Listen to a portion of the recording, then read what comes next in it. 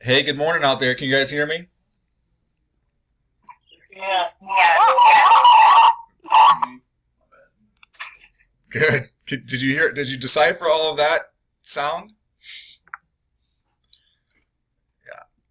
Hey, if you're on and you can change your participant, I never can remember how to do it, but there's a way to change your name just so I can see who's out there. That would be awesome.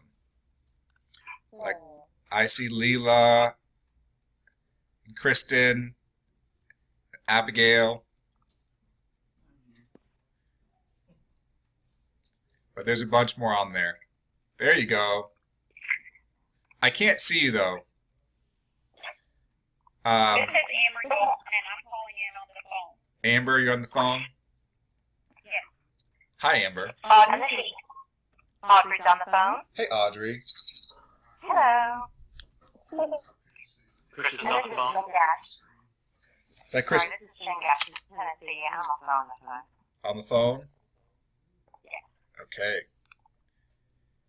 Brandy's here as well on the phone. Mike is on the phone. Mike. This is Ryan on the phone. RBTV? No TV. Hey, brother. Dude, I can't say RBTV if you're not on the TV, man. I know, right? I'm running around trying to get ready for the trip. That's right. Kitty Ringlespaw's here, but I changed my name. Did it show up on yours? I don't know yet. Yeah, there you are, Katie. Good. I see Tate and Hallie. It's good. There was a software update, so it might. We'll give it another minute and then we'll get started. I see Rhonda. I don't see anybody's face, however, but that might be because there's too many of us on here, and that's all right. I do miss seeing your faces, though. I'm not doing video. Who's using the video? What'd you say? There's a few. Drag it to the bottom. Oh, Instead of the side. Aaron, Kristen, hey, Abigail. gotcha. Tate's big man. I can't see Tate's big mug. I see some people, though. Kristen, I see you. See the tater? No, I don't see the tater. Look at that. This is all kinds of different. You don't have as many shown on the screen. Yeah, they've done some changes over here. There's a little arrow if you go over there and click it. Oh, that just collapsed. Never mind. Look at that. Okay. Hey, Leela, are you out there? Yeah. Where's Yeah. my- Can you hear me? I can hear you. Is Nope. Bishop there too? There I am. Lena's here. Leela, hey. Is Bishop there? Doesn't look like he's here yet. Okay. I saw him yesterday, so I know he has shown signs of life. That's good. This is Tammy. I'm on the line on the phone. Hey, Tammy. Okay? How you doing? Doing good. How are y'all? Good. This is Campbell. I'm on the line. Hey, I'm on the Campbell. phone too. Okay. So I think a lot of people are on the phone and don't see the screen. Is that accurate? When you say you're on the phone, is that what you mean? Yes. Okay. Yes. All right. That's good to know. Because when I point to something on the screen, I'm just pointing to myself at that point in time. But I see you're out there, Aaron. Kristen, good. Okay. Hey, I think we're going to get started because we have a lot to celebrate, and I want to get to it. Campbell, would you mind kicking us off by praying? I think that'd be great. Yes, I would be glad to pray.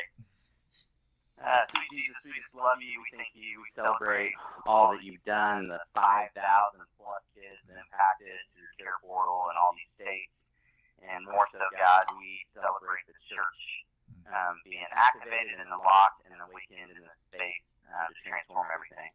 And so, God, I just thank you for the work that you're doing among pastors and leaders and point people and our team. And God, just ask that you continue to give us wisdom, continue to give us the relational influence to care for the people people that you've put in our pathway. And God just really give us insight and excitement about what's coming up next, and the ability to hear a word from behind us. This is the way to walk in that home eternity, either right or left. We love you, Jesus. We bless you, and it's in your name we pray. Amen. Thank you, brother. Okay, we're going to get cranking, guys. I appreciate you making time this morning. Hi, Abigail. And if you have questions, I know there's some new people on the phone. If you have questions, you can shout them out and or use the chat box. And Derek is here, and we can help answer questions as they come. I know some folks are getting ready for a trip to Haiti tomorrow. We'll dig into that in a second, but I appreciate you guys are on the phone, and even some new folks we'll introduce. All right, so that's housekeeping. Let's get cranking a little bit. So we usually start with celebrating what God is doing, and we'll do that again today because there's a lot of things to celebrate. And the first one is Miles Shelby, who's not on the call. Some of you guys know him.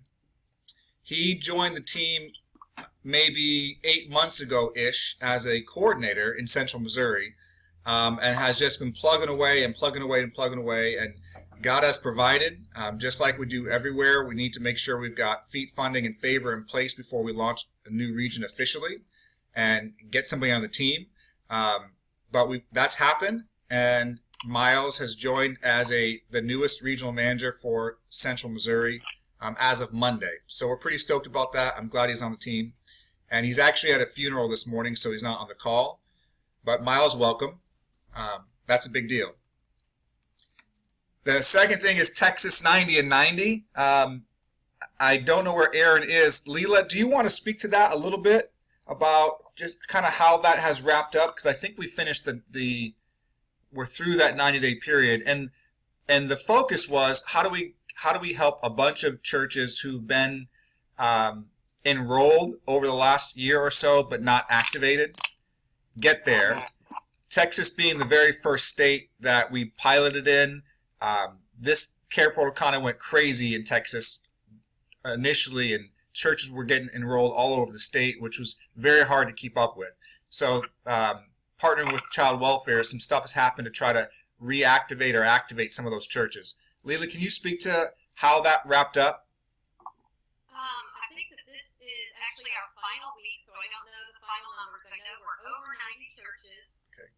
Of course, Texas is a huge state, and we only have 3 regional managers here. So, for example, me getting down to Laredo is a huge endeavor, and then to be able to create those relationships is difficult. So it was really exciting. We'd already launched there, but we didn't have a coordinator, and so it was exciting to have a faith-based recruiter go out and create a relationship with those churches, and then hopefully from that we'll find a new coordinator for that area to kind of keep it going. But it's been a nice way to kind of work with areas that are further away that maybe needed a little push from a different side, I would say. So that was really exciting. And then it's also good for the faith-based workers because, of course, CarePortal is just one way for churches to get involved. And the faith-based workers are creating relationships for these churches and helping them come up with new ways to get involved with the entire group. It's good. Leila, do you feel like this focus, what do you feel like this focus has changed? I mean, I think that it has let's see, things that it has changed. Number one, I think it got us focused on, we were still playing catch up from 2 of our technology changes ago. So I think that was really good to finally get some of that wrapped up. I think working as a team with the state got us all focused on that because there's a lot of things that, of course, take your attention. So I think that was exciting. I think it worked well in that, I had faith-based workers I've never encountered. Again, a lot of it's because of geography and distance. And so now, like Tammy and Anna and I would have weekly conversations with them. So that's, again, this is a lot of this work is relational. So I think it was an opportunity to create relationships with people or working around the state that maybe we just hadn't done before. And good thing, and good and bad, I mean, it also helps you find some holes in the system, and now we can work on that as well. So It's good. I think having Texas is big, but I mean, just celebrating that with this partnership with child welfare, there are that many more churches who are in position to respond across the grid, to just respond in a different way. And that didn't happen really before this 90-90 focus took place. So I don't expect that anything like this will necessarily happen in other states. Maybe it will. But the fact that it could happen in Texas, it did happen in Texas, and that you guys got it together with child welfare to make it happen, it's a blessing. I mean, it's huge, and probably positions us really well for sustaining this impact in 2017. So it's good. I celebrate that with you guys. What's that? the faith-based workers that we do work intimately with down here now much more comfortable, I think, with the enrollment process and things like that, so that when they share CarePortal now they experience as well. So again, it's just breathing life into it and moving forward and getting more people to be a part of the team in different ways. Yeah. Very exciting. And One question for clarification: could you guys unpack what exactly you're having the faith-based worker to do? Is it just to recruit the church and get them to sign up, or is there more than that? Well, the faith-based workers are already, that's one of their tasks is to just on their own, on the state side, create relationships with churches.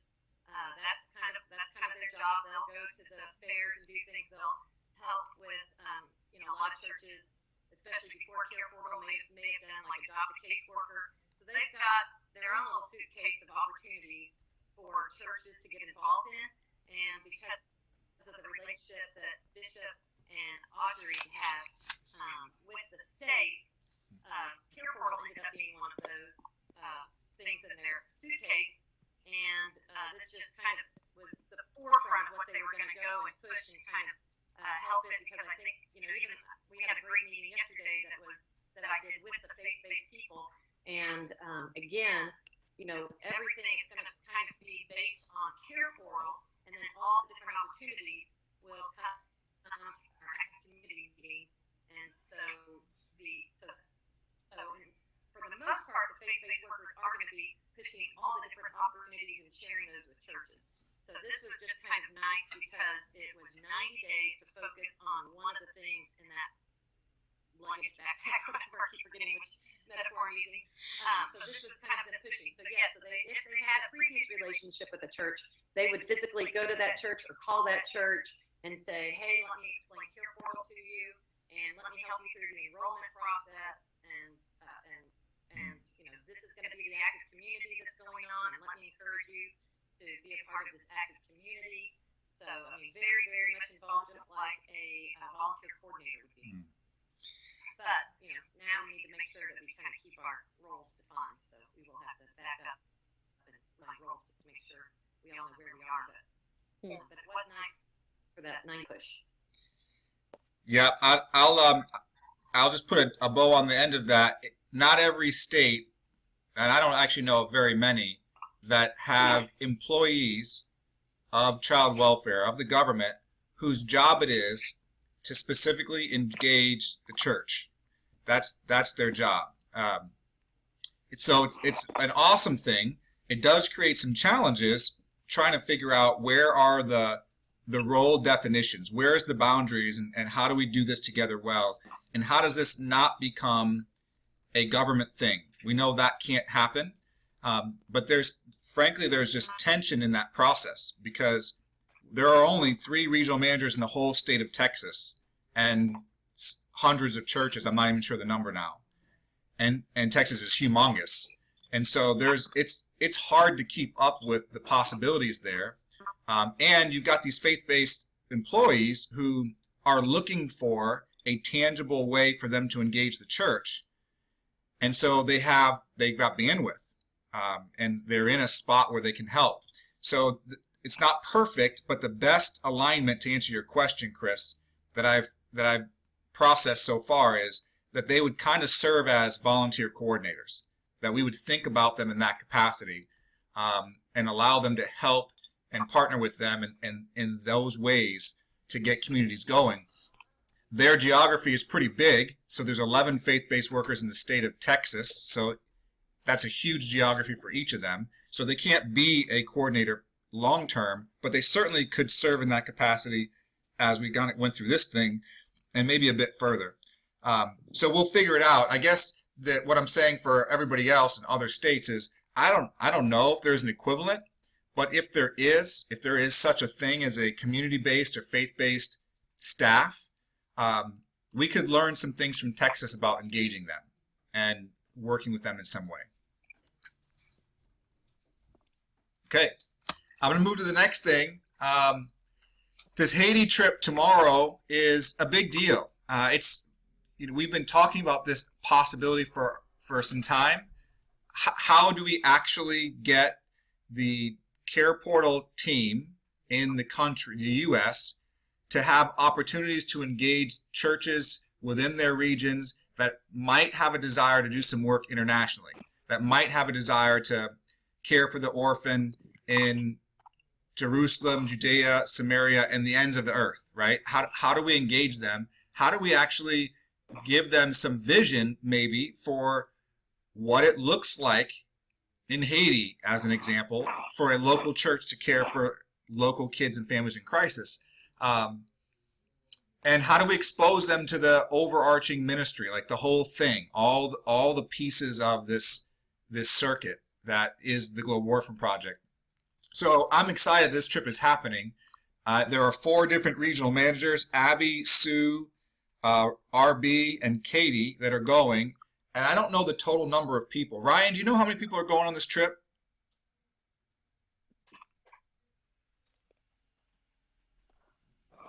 No? I want to say that we're looking at about 12. 12? Okay. Yeah, I'm excited. And I'm excited for you all. We certainly want to send you off in prayer, that you would just bump into God there, and the people that you bring would bump into God there and get a vision for what he's doing there for there and there for here, at the same time. 12, yeah. Ryan just confirmed it's 12. Ryan Hudnall. So it's good. We also have some teams coming in January, I think in February and April, that are being led by you all, or co-led by you all.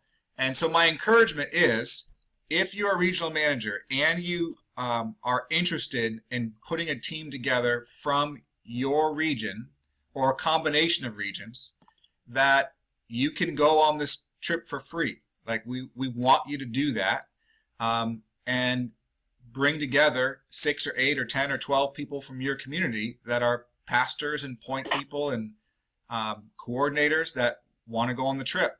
It's life-changing for many. And in fact, many of the people in our ministry are here partially as a result of that encounter, that collision. So I'm excited and want to encourage you guys to go down that path. As a formality, Marcia Campbell will be the primary contact to get new trips going. And if you're interested, she's the person to follow up with, marcia@goproject.org. And we'll work out the details. Okay. Next thing, Scott Platter, who's a good friend of mine. We've been buddies for, 6 or 8 years. He's been tied to the ministry, to the Go Project, for at least that amount of time.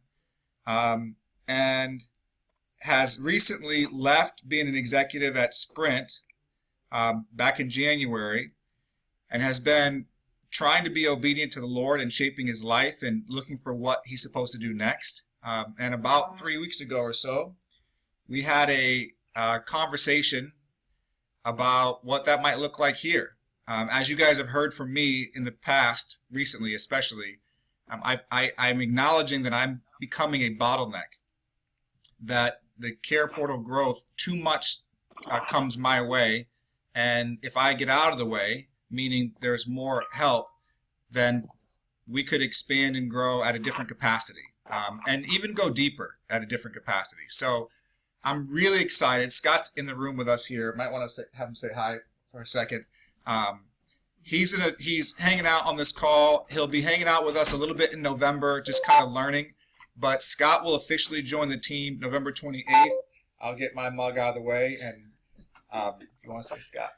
Well, thank you, Adrian. It doesn't look a lot better to put my mug in the way either, but I am super excited about the opportunity. Looking forward to meeting all of you on this call, and thankful for the work that God is doing through you to care for kids. Have, as Adrian said, had a passion for what Global Orphan's done for a lot of years, and specifically now over the last couple of years have just been a raving fan to watch what the CarePortal is doing through you, and you guys are amazing. So I'm humbled. I'm excited. It's kind of hard to wait even this last month to join the team, and so I think in a couple of weeks I'll probably start sitting in on a few calls and trying to learn a little bit, because I have a lot to learn, and I'm sure I'll be very humbled by the whole process. But thanks in advance for your willingness to teach me, and I can't wait to meet you guys in person and start to contribute to what you're doing. So thank you, brother. Okay. Thank you, brother. I appreciate it. Yeah, so Scott's capacity will be really like the director of operations, and he will funnel, facilitate, lead a bunch of the stuff that you all are asking for and that needs to happen in order for us to sustain this ministry and help it grow. I will focus more and more on opportunities for expansion, fundraising, those types of things is what I'll focus more and more on. And so I can't wait. Likewise. Yeah. Okay, more celebrating. Aaron, I see you still. Aaron Schofield, through a ministry called Child Bridge, is the newest implementation partner. So in Montana, Child Bridge is a leading ministry as a bridge ministry, much like we've seen all over the country and with 111 Project. And so Aaron is one of their directors, and will focus on a pilot. We're gearing up for a late January launch.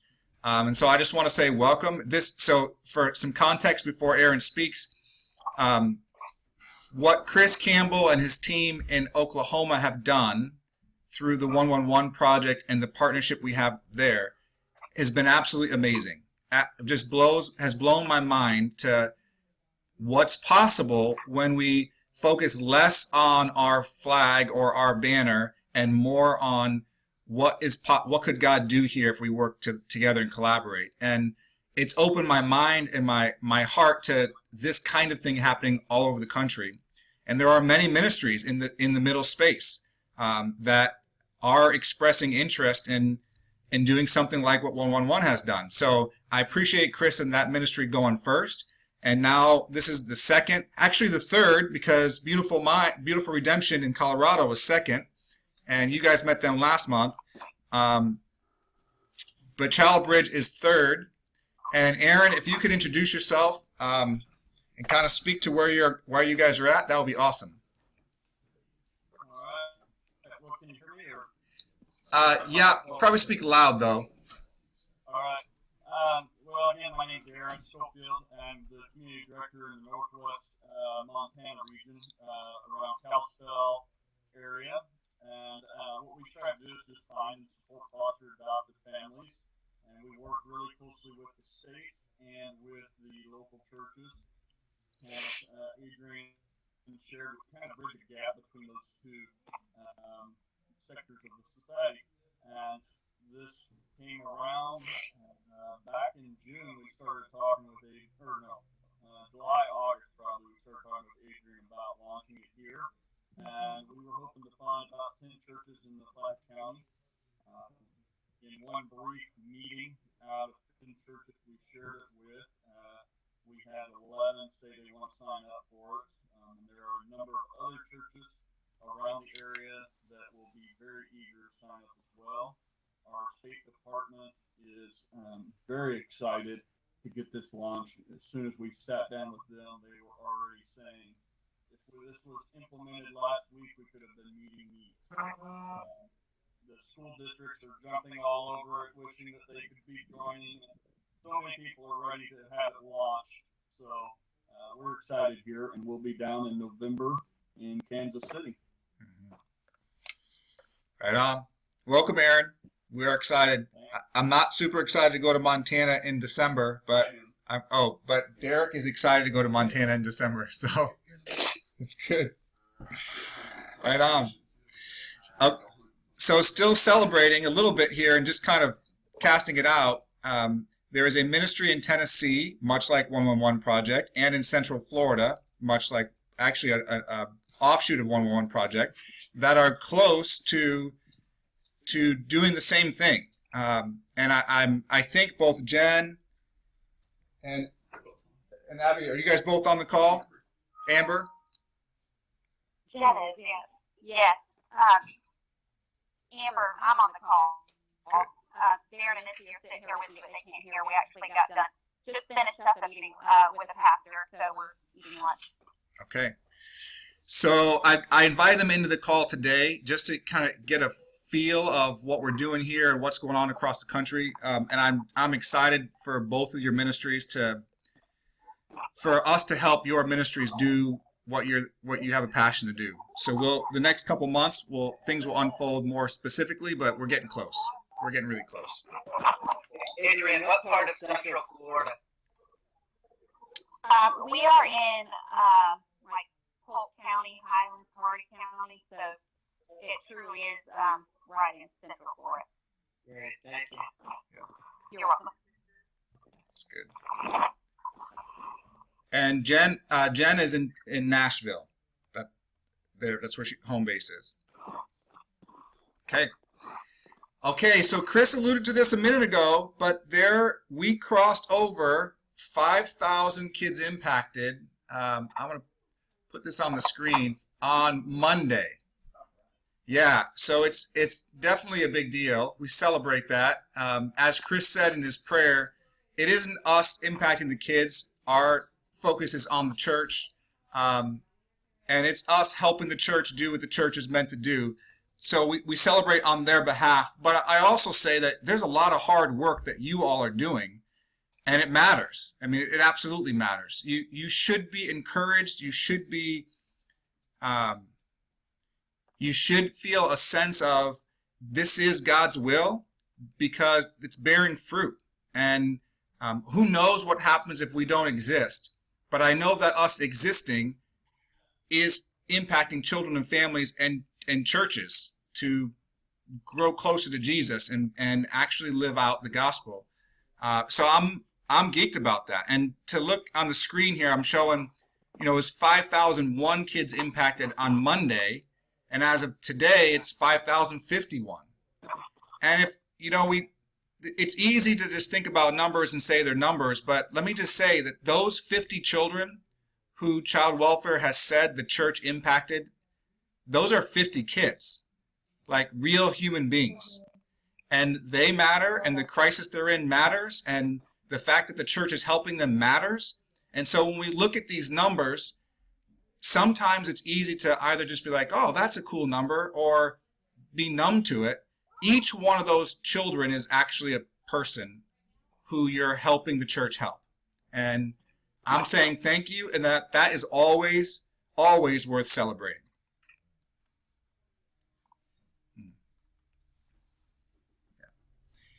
So as we think about that, where are we going? I showed a version of this slide the other day, and I'm showing the prettier version because Liz does whiz-bang magic stuff and make stuff pretty. So she did that on this, and I want to make this available to you all as a tool to, one, tell the story of what God has been doing, and two, paint the picture of where we believe this is going. I'll keep on reminding us that we're not chasing numbers. We're not chasing numbers. We are preparing for what we think is possible.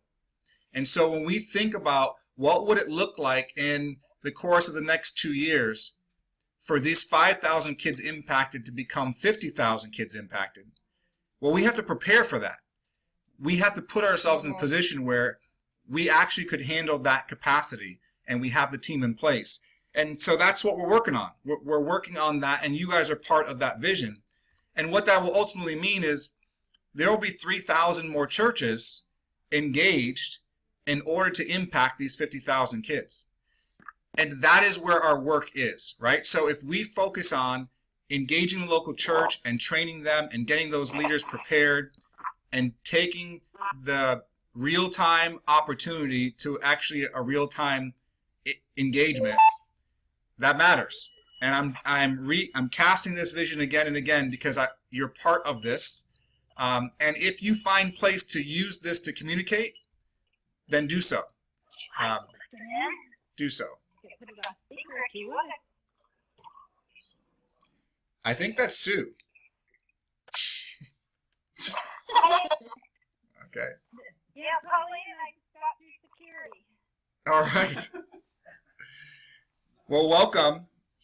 And I'll just pause for where I was for a second and just say that this Haiti trip Sue is going on. You guys know Sue. But Pauline is essentially the equivalent of the child welfare director for Tucson, Arizona. And she is going on this trip with Sue. And I just think that's freaking awesome. I mean, I just think it's a beautiful thing that the partnership that's possible between church and state goes this far that we're taking trips to Haiti together. It's a beautiful thing. So thanks for going first, Pauline. I hope many follow you. You're very welcome. Thank you for this opportunity. Yeah. I'm blessed today, so thank you. You bet. Okay, so going back to the vision, you've seen this. I just want to show you that Montana is yellow now. I'm anticipating that Florida and North Carolina will be yellow very soon. Or not North Carolina, Tennessee. Sorry, Jen. My geography's bad. Derek is helping me. Sorry. Yeah. So things are happening, and who knows? I mean, who knows what it looks like in the next 6 months or year on how many more states will go pilot and how many more states will go active. That's what we're looking forward to. Okay, a little bit of housekeeping. Audrey, if you're still there, I'd love for you to just touch on a little bit about your role with agency partnerships across the country, and specifically what happened yesterday and what you're anticipating going forward. Sure. So I am still here, and I was writing up the summary as we were talking, hoping to get it sent so I could send it out to everybody, but I didn't finish it, so there we go. Generally what I do is have calls with the child welfare side of the counties and states who want to implement CarePortal. So for instance, last week I went out, was it just last week? I think it was. I went out to Colorado Springs and I know. And did a couple trainings for the child welfare staff there. And what was really interesting was I had been communicating with the director and her another person, and Patsy, her one of the directors there, opened up the door, and we realized that we knew each other from the '90s when she worked in Texas. I mean, it was one of those really cool things. And she's going to be in charge in Colorado Springs. So I'm really the liaison with the child welfare agency and staff in any of the places that we're going to implement. I can do training. I have a training. I can do it over a webinar, or we can do it on site, or I can do it on site. Avery and I have to agree who's going to go on site, though. So sometimes he may not be going on site, and I may be, and sometimes it'll be me and not Avery, and just to hopefully prevent some of the bottlenecks that has been around Adrian. I'm also making sure that the child welfare staff, just like everybody on the CarePortal staff, know each other, know who to contact, know how to contact each other, and we share information on periodic calls. I haven't been wonderful about keeping those rules, but I will in the future, Lord willing. So yesterday we had a call. We had 5 states on the call. They gave updates on what is happening in their state. And that's always good for people to hear. The Maricopa, Arizona, which is Phoenix, state staff were on the call for the first time, and so that was really good for them to hear other things that were happening nationwide with the CarePortal. Mm-hmm. Tate also gave an update on the Protected Families Initiative in Kansas, which is a Tier 3 initiative, which is modeled specifically for Kansas legislation and circumstances going on there. Basically, there are volunteer homes that are being recruited with the CarePortal being that tool. They don't need licensure, but they do need background checks. They do need training. They do need to have the churches involved have really strong support on Tier 1 and Tier 2, because these families as volunteers really do need to have the wraparound supports that the church can provide. Mm-hmm. What they said yesterday was that there were about 10 families who had gone on to become licensed. Hey, are you on the phone? I just don't know if I heard you. I am. Oh, you are? Was that a good enough summary? That was a great summary. Okay. So I think people on the call from various states started thinking about moving to Tiers 2 and 3 and how they could do it in their state. Mm-hmm. Then Chris, you're on the phone too, Chris Campbell, gave an update on what is happening with Oklahoma in wanting to go to Tier 2 with transportation for bioheroin. And Arizona, the Tucson office, said that they want, that they were ready to go there. And Texas has shown an interest in it. So as we get further along there, I want to have a small work group composed of the people from those 3 states so that we can really make sure that we have some consistency moving forward and that it works across states and across counties. So that's something else that came out of the call yesterday. The final thing that we talked about was how do we need outcome measures. So we use the purpose statements that we have on the initial request, and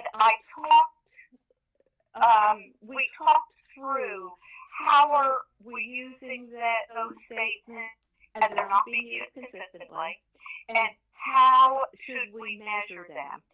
The first thing that came out very clearly is that we need to know exactly how to use them. So we need some clarity, and we need to have a guide, a one-pager, something about how to use the purpose statement so that we're all using them the same.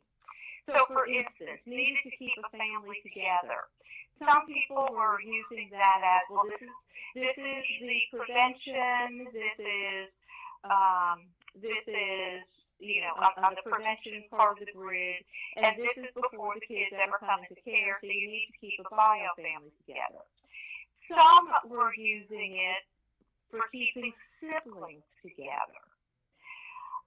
And it could be, certainly after they came into foster care.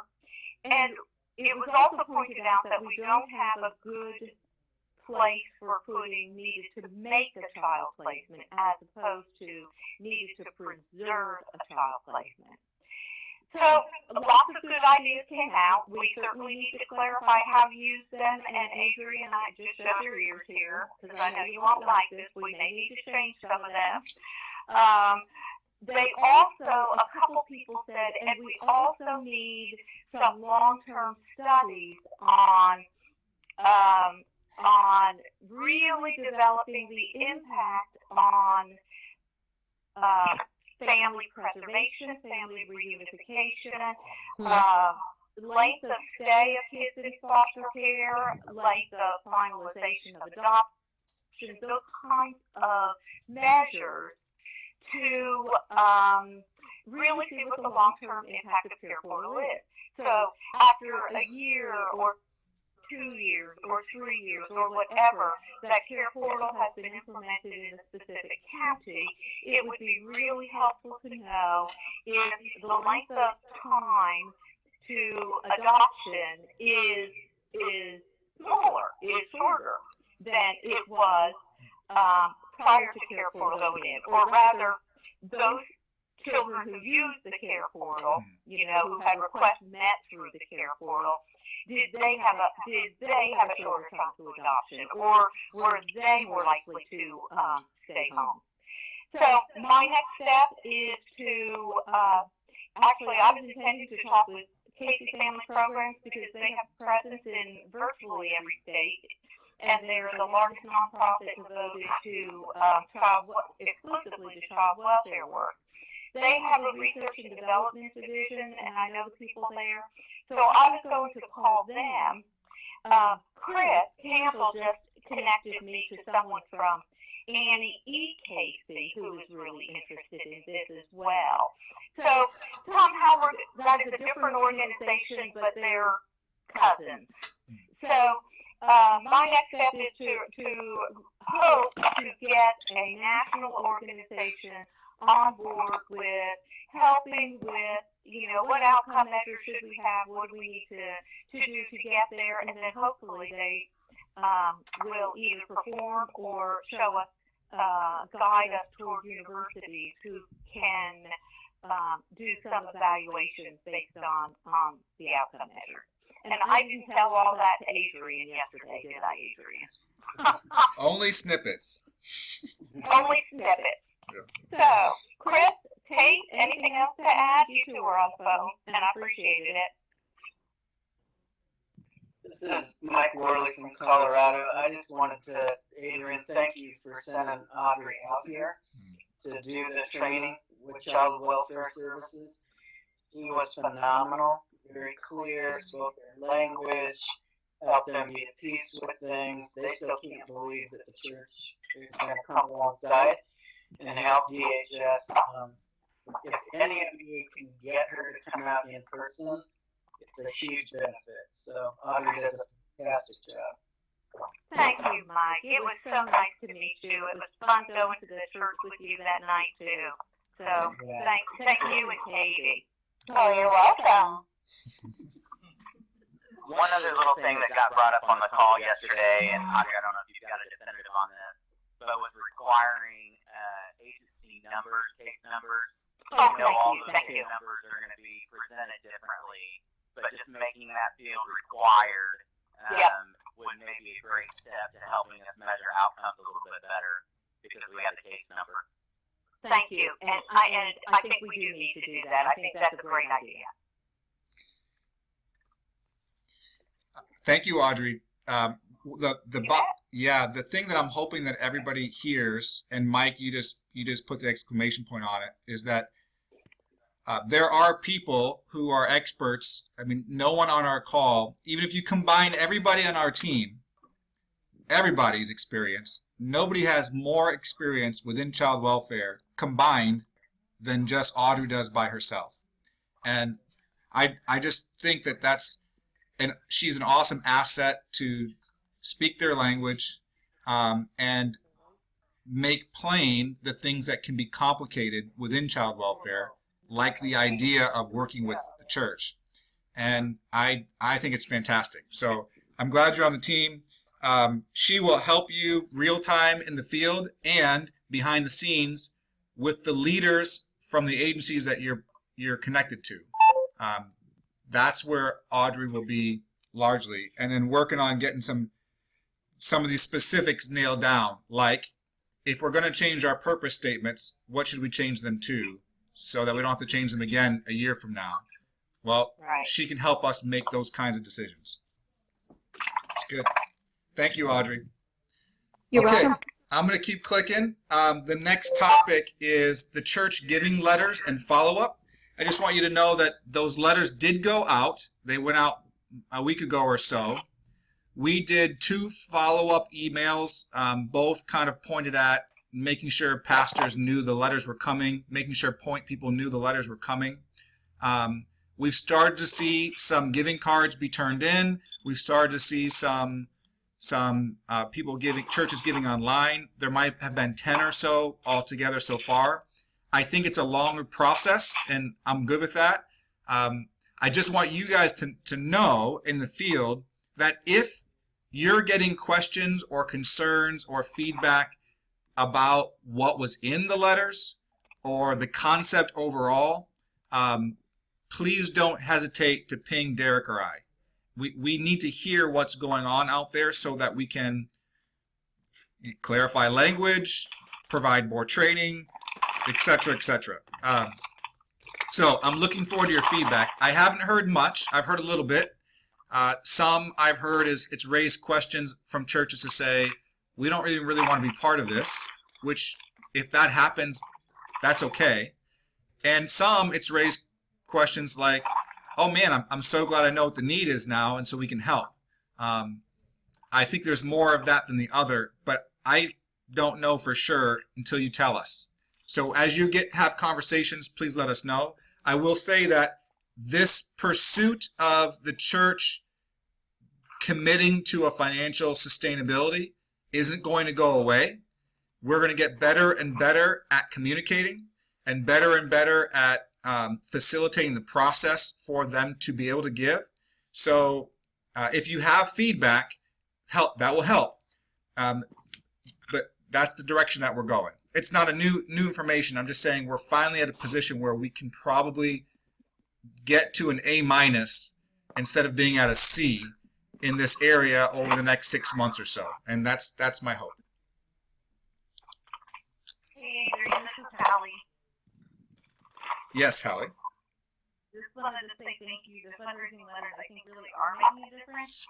Weekly, I'm hearing from different churches in different counties, like, oh, yeah, that giving thing. How do I do that? How do I give? We wanted to do that. I forgot about it. So, I think for us, appreciate the support from central office, helping to share that message and giving us more tools as managers. So, I think it's awesome. I'm really thankful for it. Right on. Glad to hear it, Hallie. So, RB, I think it's you moving around a lot, but it might not be. If you're not on mute and you're not, will you guys mute, please? I'm just calling you out, buddy. I think you're getting ready to go to Haiti. Okay. Next topic, check-in calls. Okay, can you hear me now? Now I can hear you, yeah. Were you? So it might be somebody else, though. Okay, I was muted. You are muted. Sorry, buddy. Call me out there. I would. Oh, I just missed you, man. I wanted to say your name. That's all. Okay. So check-in calls are related to these letters to some degree, but they go beyond it. We did this in the summer, in July or June maybe. We had some interns make calls to churches, churches who have been active and over some period of time. And we're gonna re-engage that process. So John Carr is part-time with the team, and he's gonna start making those calls. It's not just about giving. There's 6 or 7 questions that we ask them related to their experience, how things are going, how we could help. And one of the questions is pertaining to giving. We need to do this process. We've actually been asked by churches who we consult with that they need this process. And so we're going to do a better and better job of it. John's in place now. So you'll start seeing emails like you did this summer. When there is a check-in call, John will take notes and send an email will get sent to you automatically with the summary of what happened on that call. And if there is follow-up, you're the one to do the follow-up. You regional managers, you in the field. The relationship is you and the coordinators with the churches, not really John with the churches or me or anybody here with the churches. It's you. So we can facilitate a process and kind of tee some things up, but be looking forward to those emails to tell you, oh my goodness, First Baptist needs some attention and I didn't know that, and now I know. Or First Baptist has some questions and I can be helpful there. Or they're struggling with something and I just wasn't aware. Whatever the circumstances are, this is a huge asset to do some mining of potential blessings and challenges, so you can dig in. That's its purpose. So look forward to starting to get those emails over maybe even as soon as tomorrow, but soon they'll be coming out. Any thoughts or questions about that? Okay. Active communities. All right, so last month we kind of teed this up as to what an active community, how it's going to be organized geographically. I'm repeating that a little bit. Liz did some whiz-bang pretty stuff again and made this slide much easier to look at. So what we're seeing here is that active communities are organized by zip codes, and they have one coordinator assigned to lead them. And the purpose is for there to be 10-ish churches in that particular active community that get brought together for moving the needle across the community. And in some places, that concept is thriving, and in some places, that concept is struggling. It's early enough that we're still figuring stuff out.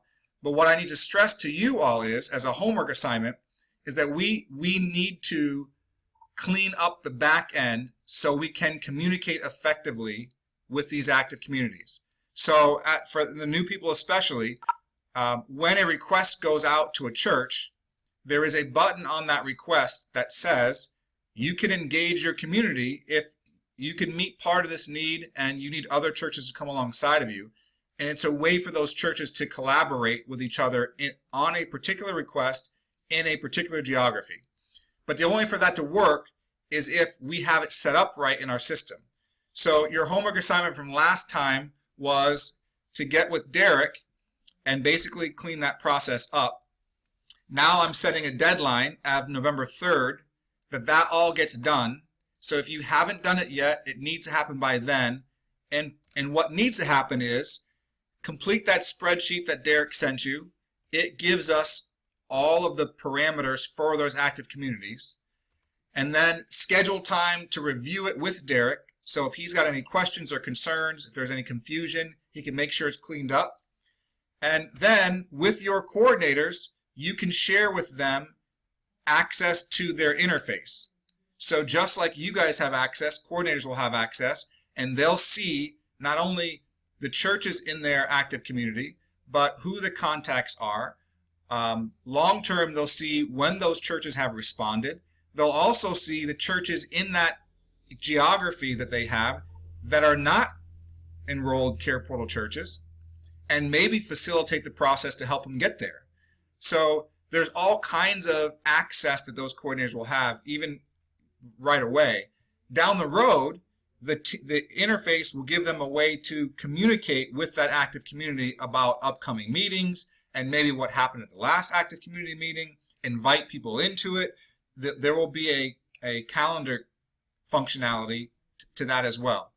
So when I say the deadline's November 3rd, what we're going to turn on after November 3rd, so the 4th, is a coordinator digest email. We're going to turn it on. And what's going to happen is all the coordinators are going to start getting a digest email when a request goes out, just like you get, but it'll be specific to their active community. And so if we don't have the right coordinators connected to the right geography, the right active community, then what they're going to receive will be inaccurate, and you don't want that for your coordinators. You want it to be accurate. So November 3rd, that's the deadline. Get that done with Derek, and we'll turn on that email November 4th, and that will really kick off a much cleaner way to communicate and empower your coordinators. Questions or thoughts? Okay, Abigail says no. then we can move on. Wait, sorry, I couldn't find my button. Leila, wait, what? I was so focused on the button. What was my question? Oh my gosh. Dadgummit. The mute button killed me. I'm gonna have to get back to you then. That's all right. Sorry about that. Hey, when it comes back to you, just type it in the chat screen and we'll make sure we get to it. Well, now I've had to go do kid work. Now I'm on the phone. That's why it's killing me. But okay, I'll holler at you. Okay. Okay. Moving on. Maybe.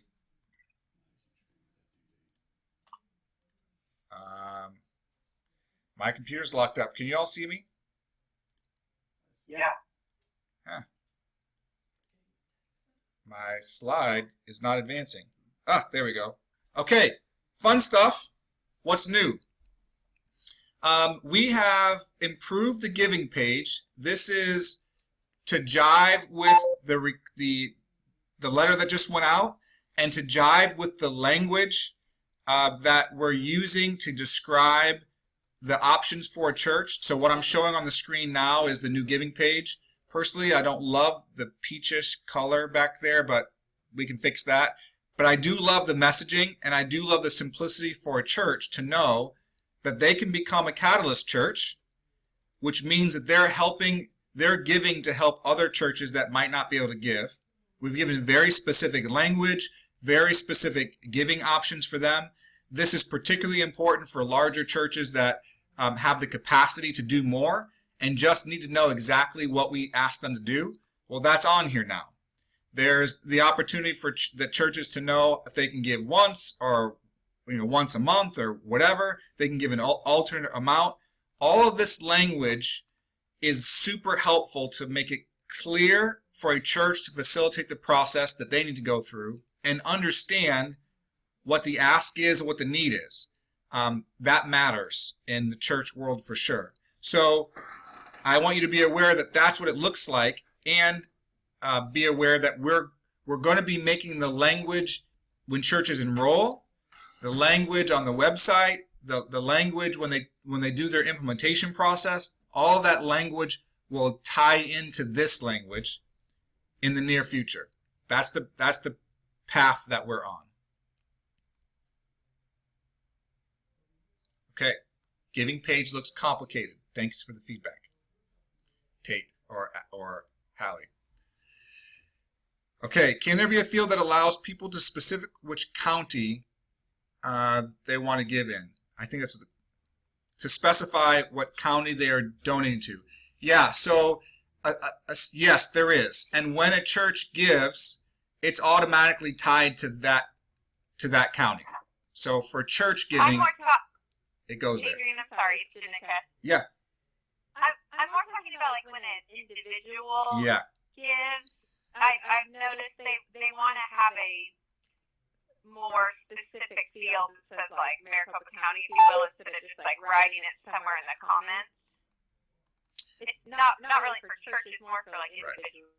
So that's a great question, and I'll answer both of Tate's comment and Jenica. We had to rebuild this page like in less than a day before those letters went out. Frankly, it was an oversight on my part, and I didn't catch it till the last minute. And so what you're looking at is a limited, and yes, I would even say more complicated than necessary version. It only talks to the church, and it needs to talk to more than the church. And that's what you're addressing, Jenica. So as we improve this, it will speak to the church or non-church. It'll speak to a company or an individual, and they will have the ability to give to a specific county or region or state or the country. That capacity will be there.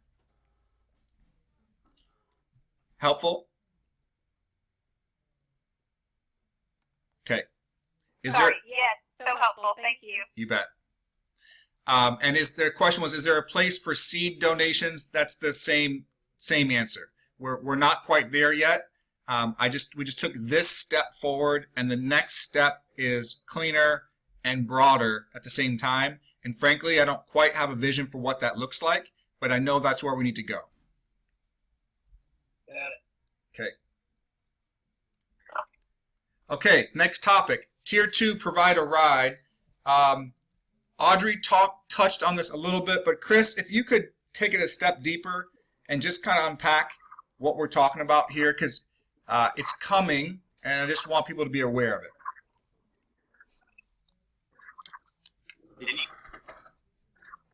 Chris Adrian, can't. did you want me in on that? I'm sorry, I apologize. I skipped out there. Yeah. Yeah, I'm ready to talk about it. Yep.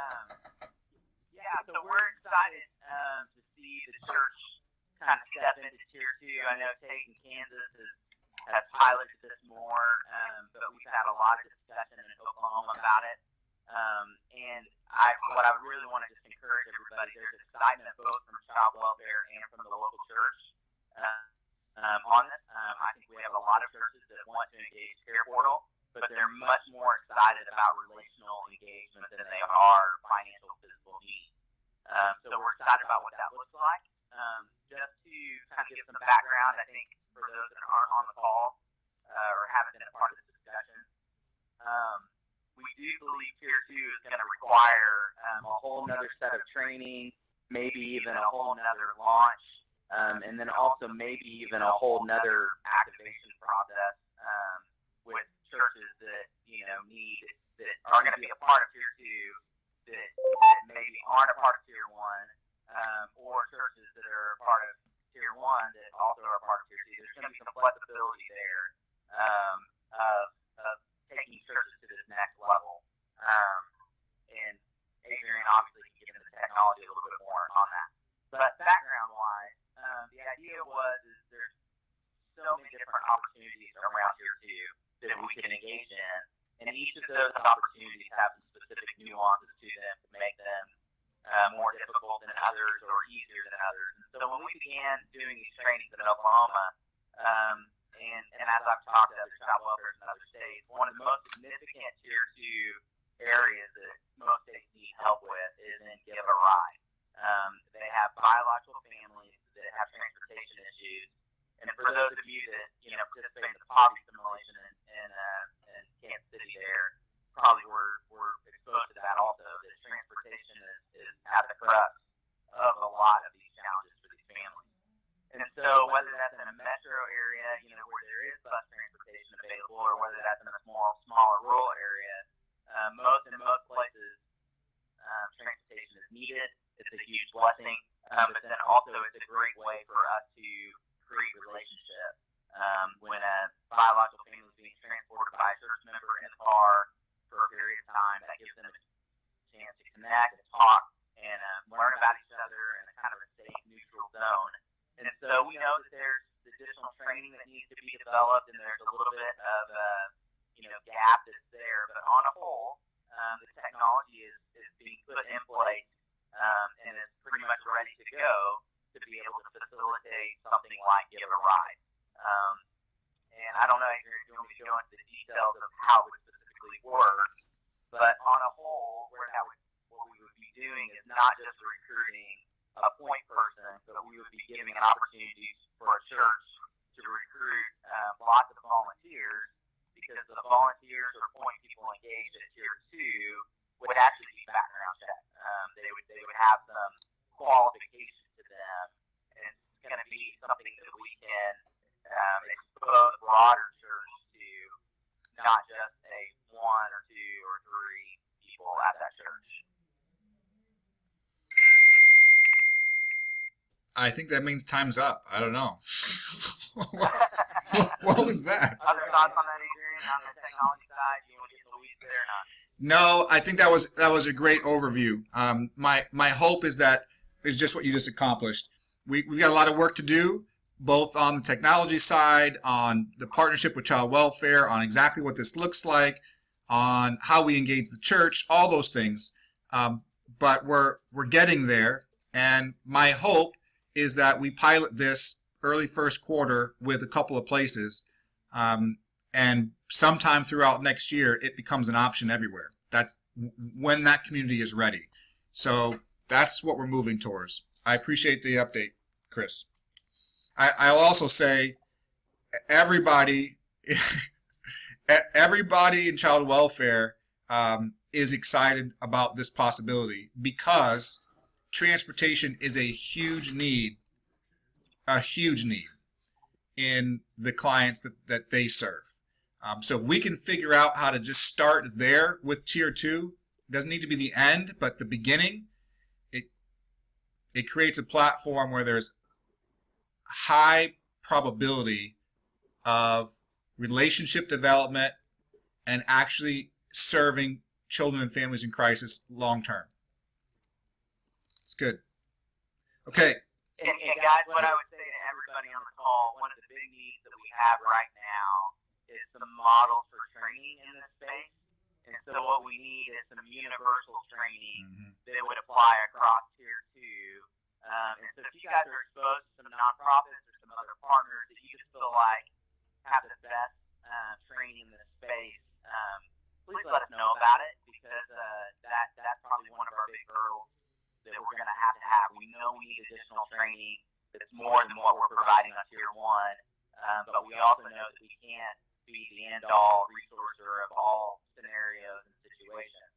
And so what would it be like to equip a church member with some basics on safety, and then maybe even some basic tools with how to engage a conversation with somebody in a car, even if they have 30 minutes, to really teach them on asking about their family and asking about their dreams. Because one of the great things that this conversation could provide is, back to our poverty simulation, what are the assets that these families that we're working with have? And honestly, in our state, I know sometimes our caseworkers don't have the time to really get in the weeds there. So does this family have dreams about becoming, opening up a salon, or, providing services, carpentry services, those types of things to learn about could be great information for the caseworker, and then great way to engage further to empower these individuals beyond what child welfare is doing. It's good. Thank you, brother. So clicking on the close digest email should be active today. Have you seen any, Derek? Should be active today, which means when a request is closed, the regional manager from the region that request is from, if there was another regional manager whose churches received that request, I know that happens a lot in Kansas City, any coordinators who had their active communities were plugged into that particular request, you will all get a email that says need number 4072 was met by the church, and you just be aware of that. I didn't even really realize it, but that wasn't happening before, and so we initiated it for now. So you should be seeing those soon. If there's any problem with it, obviously contact us and let us know. Adrian? Yeah. This is Sue. Is there a plan to put back into this new system the ability to show what church or churches have helped meet the need? Yeah, we are working on it. There are some challenges with the new system, how exactly to do that well, and we haven't quite figured out the best way to do that. So yes, we're working on it. I don't have an ETA for you. Thank you. Adrian, Yes. one other little question too, and I know I can put in a contact us on this, but I would really love to see the ability, once again, to find a closeout link that's in the system that's not just in the email. I don't know if there's a way for us to put that into the all data section or something, and responses or requests, but that would be really helpful. I'm not exactly tracking. Are you saying for you to have the ability to close a request? Well, so in the old system, we had the ability to find the closeout link for any request. And so, for example, if an email gets deleted to a regional manager, we've lost the ability to close that request out, or help child welfare close that request out. And so, since there is a unique URL to close out every request, it would be awesome if that was in the request data section. So, a state director, regional director, or even a coordinator could get access to the closeout link without digging for the emails. I'm tracking. So basically, in a way to resend the close link to the worker or someone. Yeah, that's what you're saying.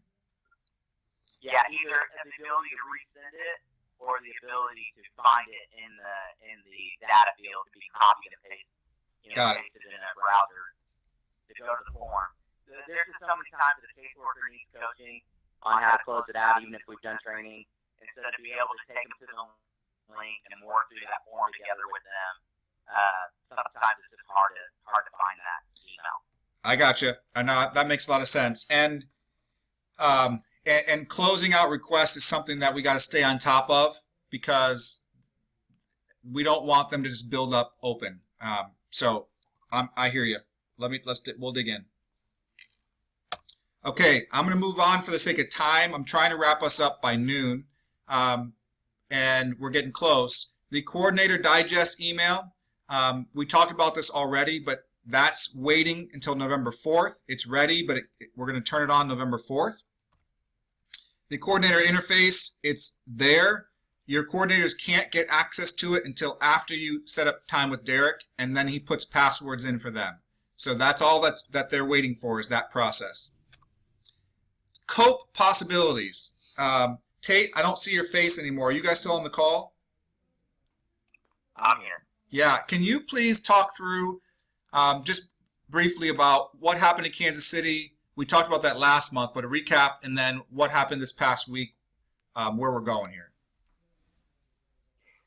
So this is in the vein of equipping your region with tools to deepen the dialogue as an on-ramp into Tier 2, Tier 3, but also as an on-ramp into a deeper understanding of the circumstances that a lot of our families find themselves in,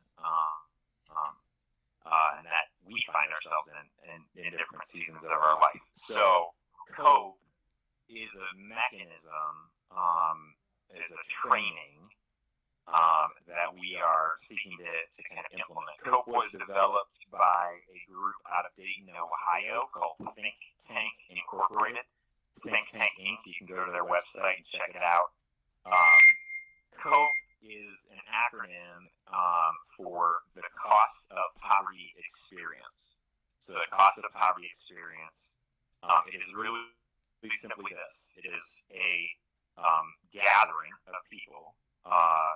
It could be a group of 40 people, 80 people, or 120 people. The biggest group size is 120. And those folks gather together to do this experience and then have what's called a debrief conversation afterwards. And the experience is really a 1 hour long experience where every 15-minute block of time represents 1 week in the life of someone living below the poverty line here in the U.S. And the individual participants are clustered into what would be family groups. So imagine in your heads a gymnasium, a gym at a church. Around the outside edges of the gym are tables representing service providers. So that would be your child welfare would have a table, law enforcement would have a table, courts and probation would have a table, your different nonprofits would have a table, your grocery store, your landlord, so on and so forth. So imagine the institutions that interact with a given community. And then inside of that circle of resources, kind of around the outer edge of the room, are clusters of chairs representing homes on the block, so to speak. So homes in the community. So one cluster of 3 chairs represents a family of 3 individuals. There could be an individual chair. There could be a 6 chairs grouped together. Each one of those clusters of chairs is representative of a family, a real family. These are not fictional families. These are actually real individuals who share their stories with Think Tank. And Think Tank has then built out an example of 1 month in the life of that person's shoes. So 1 month in that person's shoes. So then for 15 minutes, you have to navigate that individual's life with the budget that they have, with the bills that they have, with the responsibilities that they have, and you have to survive, in essence, that month. It is one of the most profound learning experiences I've ever had. It's a learning experience that incorporates your emotions in kind of unexpected ways. Because you actually do begin to take on this person's stress levels. You begin to take on their anxieties, their fears, their concerns, their burdens, and based on the decisions that you make with the circumstances and the information presented to you, your interaction with this experience could end you in prison, could end with your children being removed from you, could end with you being evicted, could end with you barely surviving, but maybe you broke some laws to do that. Maybe you lied, to do it. It is really just a profound way to kind of humble yourself and realize, hey, you, with all your knowledge and all of your information and all of your resources, when placed in certain circumstances beyond your control, you are going to be powerless, and you're going to feel it. And so, really powerful experience that again is really a building of empathy, a building of understanding, and then the debrief session afterwards is just this really rich time of dialogue where every individual begins processing and planning and thinking through, all right, God, what do you have for me in this? So in Kansas City, we did this with law enforcement, church leaders, child welfare professionals, families who experienced the services were the resource providers, so they were the people standing behind the table making determinations about whether or not you keep your job because you showed up a couple minutes late, or whether or not they called the cops on your kid because they're truant from school, those things. It was just profound. So we engaged Think Tank in a conversation about what would it look like for CarePortal to have access to this tool at a scaled level, to where our team and volunteers in the community, coordinators and ambassadors, would be given an opportunity to get trained to facilitate this experience, and then we would have the toolkit, in essence, to do this. And then we began shaping some ideas. Every region is going to do this in a different way, but our managers in Kansas City have begun incorporating this into their schedule for 2017 and have begun planning a gathering, in 2017 to host COPE and invite churches and agency partners in. So we're waiting for a think tank to give us an official proposal for 2017, but we love these folks. Really, really thoughtful. In fact, they've already begun dreaming about what it would look like to incorporate CarePortal family stories into the simulation and actually build into the simulation a CarePortal interaction with you as a family receiving support from a church as a social worker makes those connections. So really, really powerful potentials with this group. So more info coming your way soon, but just wanted to get that on your radar. So COPE, take a look at it on their website, thinktankinc.org. COPE, C-O-P-E. Hey, yes. this is Chris in Cincinnati, about 45 minutes down the road from Dayton. I also participated in that think tank exercise in Dayton. Phenomenal. I just affirm everything you said. Great exercise in understanding and empathy. Really powerful. Absolutely. And Chris, Marlo Fox says hello from Dayton. Yeah. Very cool. This is a step deeper into the pool for us as a ministry, and I'm excited to see it happen. I got to be part of it in Kansas City last month, and God used it to go deep for me. And I see the possibilities for our team really facilitating this happening across the country multiple times a year and in a given region. We don't know exactly what it looks like, but that's what we're moving towards. So giddy up. Okay, KT, you still out there? Kristen Trump. Does that mean Kristen Trump? Yeah. Yes. Well, it says Yes, I'm here. I don't see your face anymore. I see KT in the little circle, so that's what I'm doing. Oh, Um, I'm here. yeah. So Tate said,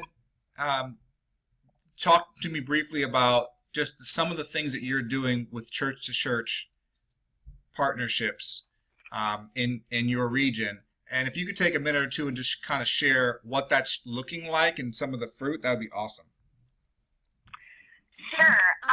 So, I mean, honestly, I'm not doing a whole lot. It's kind of evolved organically. We just honestly, I feel like for a solid year have been thinking through how to better engage churches that are in communities of concentrated poverty. So, in particular, the urban churches in Kansas City that we just have far fewer buying into CarePortal and jumping on board with like CarePortal specific things, even though I would say they're very active on the grid.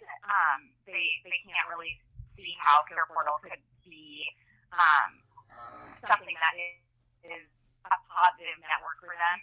And so we've just been digging into like, okay, how does CarePortal fit what God already has in their own communities and the way that they're already caring for the vulnerable, like within themselves. So a lot of these churches are made up of the vulnerable, and so they're already meeting needs themselves. So we just kind of talked through what would it look like for, a lot of these churches want to be able to post in the CarePortal. Like, so they'll initially be interested in CarePortal because they're like, hey, I want to be able to post the requests that we have within our church to other churches that can help us out.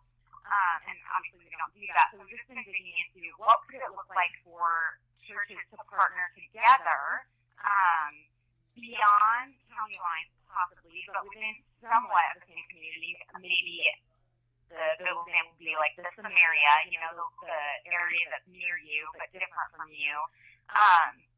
And how could they work together and have a little church in that? So we've kind of been, talking about that. Nothing's really happened. Well, recently, one of our churches, suburban churches in Kansas City, on the outskirts of Kansas City, came to their sister church that they partnered with several years in the urban core. And they've just done a lot of activities together. They've been in partnership together because of shared denomination. And they came to that church and said, hey, like, you guys should be a part of CarePortal, and we want to join you in meeting CarePortal needs that are in your own community, but we want to do it for you guys because you guys are the ones on the ground. You have proximity to the need, and so we want to help you meet those needs, but we want you guys to be the ones in proximity. So anyway, they kind of were the guinea pigs, and they said, yeah, we want to do this, we want to try what this looks like, and so so it's been really exciting to think about the possibilities and potential, and they're just really ahead of the game. They're pioneering, and they're thinking about it and how it can be mutually beneficial and how both churches can participate in it, not become a suburban church full of the money and resources, and they just like write checks, and the urban church, takes the checks and meets the needs, but rather really engaging relationally across the board. So we kind of had a think about it yesterday with some churches that have been intentionally looking at meeting needs in the urban core, and with a couple of key churches that are, really have the proximity to the majority of the needs, and just talking to what that looks like for it to be a genuine partnership, and even like taking the concept of reconciliation that we're hoping to accomplish with meeting these CarePortal needs, taking it one step further into the reconciliation of the body of Christ, that we're actually working together across the lines of suburban, urban, or rich church, poor church, or white church, black church, that there's reconciliation being worked towards in that space as well. So that's kind of just the conversations that are happening. It's still really new. There's only been one official request that was done in this fashion so far. So yeah, that's just kind of update. Thank you, Kristen. Since the very beginning of this, of CarePortal, the idea of that you just described, connecting churches together to share resources, whatever those resources are, is been there. And what we've wrestled with is exactly how to facilitate that. And what you're telling us is that the churches are giving us ideas on maybe what that looks like. And I think it's great. If we can figure out how to scale that so that other churches can benefit from a process that we lay out there, awesome. My hope in this is that each of you will be thinking and are thinking now, all right, well, how do I start having conversations with churches in my community that might be able to engage here, even if we don't have it all figured out, and see what happens. We certainly know there is power, and it's happening places, when different churches from different places, blocks, communities, whatever, start collaborating, and I'm eager to see what happens.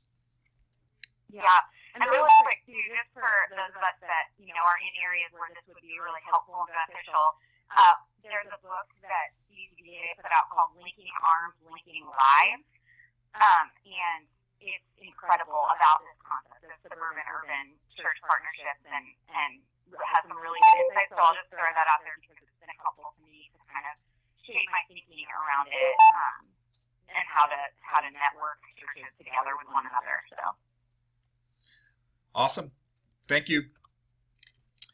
Okay, I'm going to buzz really quickly through this last piece. I just want to make you aware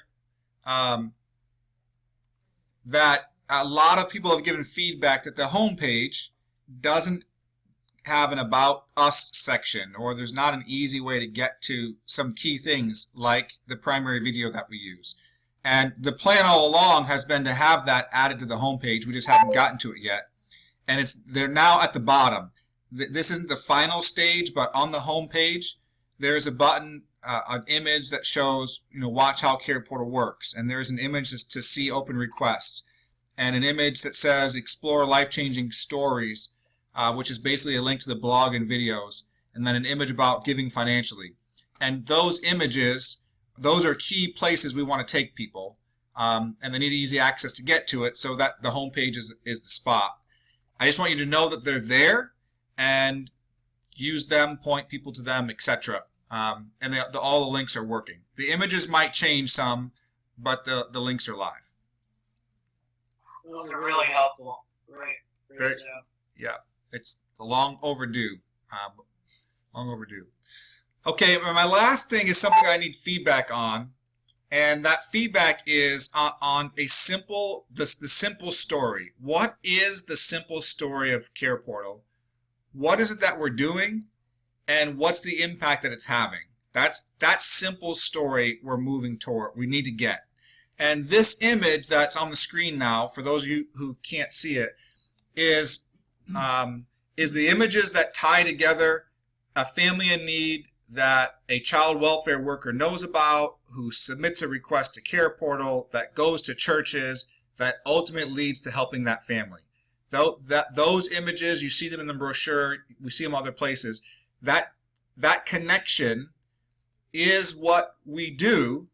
Like, that's what we're facilitating, is that process.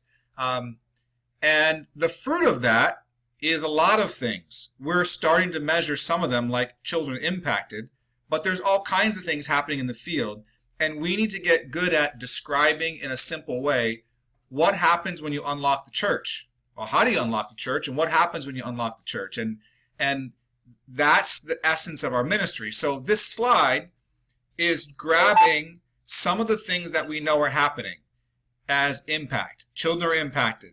Churches are collaborating. The gospel is shared. Social workers are supported. Church leaders are trained, and families are stabilized, and ultimately communities are transformed. Those things are tangible, they're qualitative, and could be quantitative. We could start asking questions to try to understand how frequently these things are happening.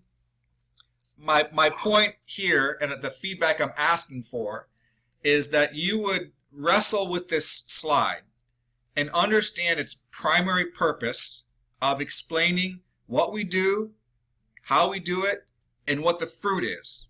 Like if you just had this one slide, what would need to be on here to make this slide tell the story? What would need to be on here for you to be able to unpack the what and the how and the benefits of all of this work? If there are different outcomes or benefits, if there are different ways to say this, if there's a different way to lay it out the visual of it, I'm looking for that feedback, because we'll land on something like this and start using it a lot. So I'm looking for you to say what you think and what could make it better. Not this moment necessarily, but ongoing. So feel free. You can say it now if you want to, but we need to wrap up. But send us your thoughts is what I'm asking for. Send me your thoughts is what I'm asking for. Okay. Switching gears to a question that Leela remembered. How hard will it be to change zip codes for active communities in the future when coordinators are added or we create new communities? It won't be hard at all. You'll click a button inside in the interface, and you'll put in the new active community or the zip codes that it needs to be, who the coordinator is. You just put that in a form, basically, and Derek does the hard work. Okay, thanks. You're welcome. Okay. We always finish with what's needed. I'm not going to read this list, but I'm affirming that there are lots of things that are on our list of improvements to make and new things to create. And as always, if you have ideas, send them our way. We're working hard the best we can to knock this list out. For those of you who can't see, there's a lot of pretty people on the screen. Me and Derek aren't one of them. Oh, wait, are you here, Derek? Derek is a pretty person, my bad. And I'm finishing by just telling you, we're grateful. It is an awesome adventure to be part of this. And should it be God's will for all 50 states to have people like you in them, connecting the church and state, helping the church to engage kids and families in crisis, it would be an honor for me to be part of that. And I'm just preparing myself for whatever God has for us along those lines. How about we close in prayer? Tate, you still out there? No.